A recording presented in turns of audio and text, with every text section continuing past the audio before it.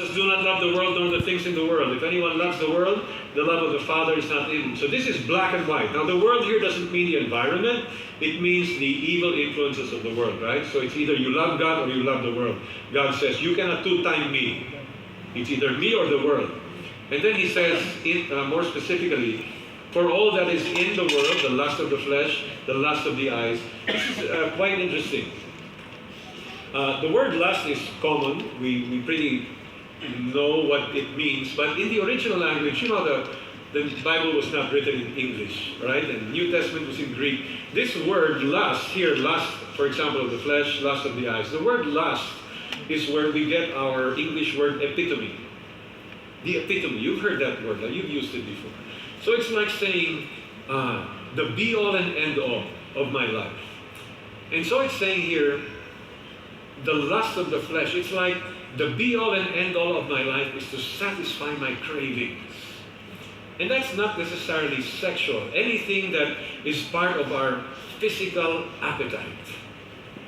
Pleasure in all its forms. And then there's the lust of the eyes. I want what he wants. I want what she wants. And you know, when you look at the original meaning of the word lust, like I said, epitome, the implied meaning is this. It's an inordinate desire of things that are not good for us to begin with. That's the meaning. And it all finds its way at the root of this. The boastful, what is this? What's the middle letter of the word pride? You see, that's really where the problem comes from. The principle is, I will love God instead of the things and ways of this world.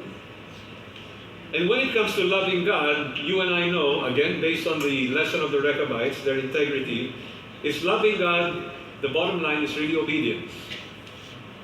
By this we know that we love the children of God when we love God and observe His commandments. For this is the love of God, that we keep His commandments, and His commandments are not burdensome. The principle is, I will love God by obeying Him. Jesus says, do you love me? Remember, He asked Peter that 3 times, do you love me? You know, Jesus said, if you love me, you will what? You will obey me. That's integrity. Living a principle-centered life according to the Word of God.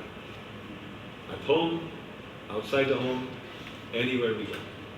Are we good so far? Okay. So we talked about the principle of identity and integrity. Now we talk about inheritance. Inheritance, the legacy. What do these people leave behind? Not only to their next generations, but for you and me today. Now, you know, in a funeral, typically when people go up to give eulogies for the person who passed away, they almost always say good things, right? He was a wonderful man, gave to charity, had a